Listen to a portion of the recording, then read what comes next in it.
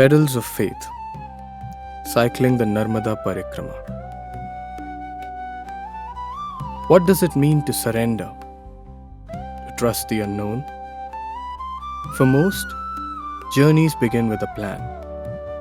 But this was different. A man, a bicycle, and a river older than time. Narmada. In a world obsessed with speed, I chose the stillness of a river and the rhythm of a cycle. 29 days, 2 wheels, one sacred river. This is not a traveler's tale. It's a soul's journey around the womb of faith. Ma Narmada. The first pedal stroke was the hardest. A lump in the throat, 1,000 questions in the mind. Will I make it? Will I come back? Will I ever see my family again? But sometimes, you must leap into the unknown. Not with answers, but with trust. Every day was different. New landscapes, new languages, new souls. From Dabhoi to Chota Udaipur. From Kukshi to Maheshwar. The geography changed, but the generosity of people never did. They didn't know me, yet they offered food, water, blessings, sometimes even tears. Was it me they were feeding, or their faith in humanity?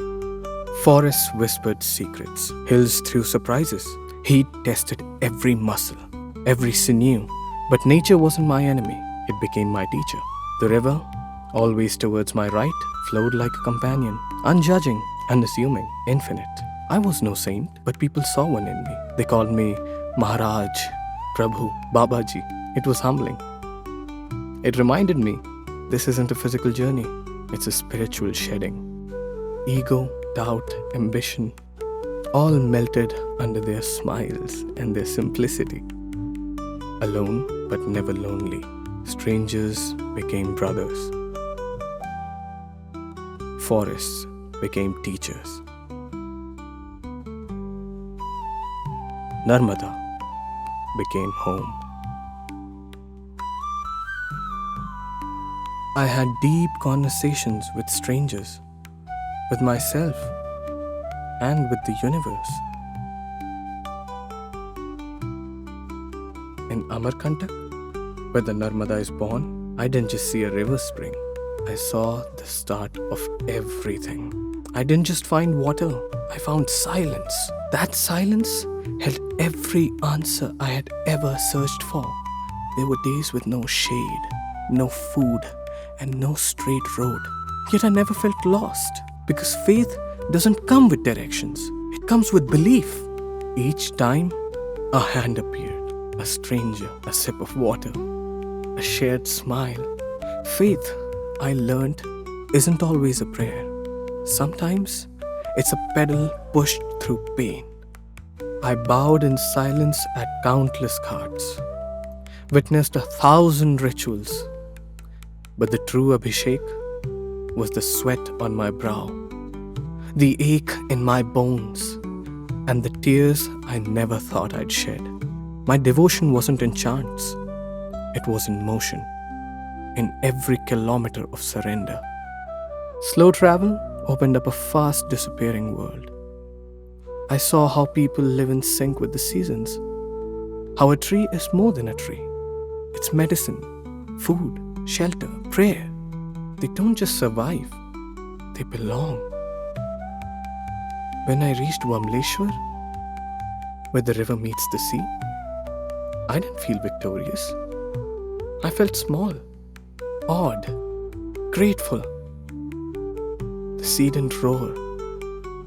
It welcomed her child quietly, like a mother whose child has returned after a long pilgrimage.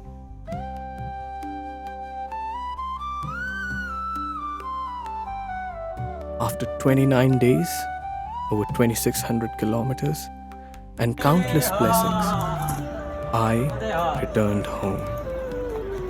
but I wasn't the same person who had left. Because the Narmada doesn't just flow through the land, she flows through you. In that sacred offering, I didn't just pour water. I poured every learning, every memory, every ounce of ego I had left.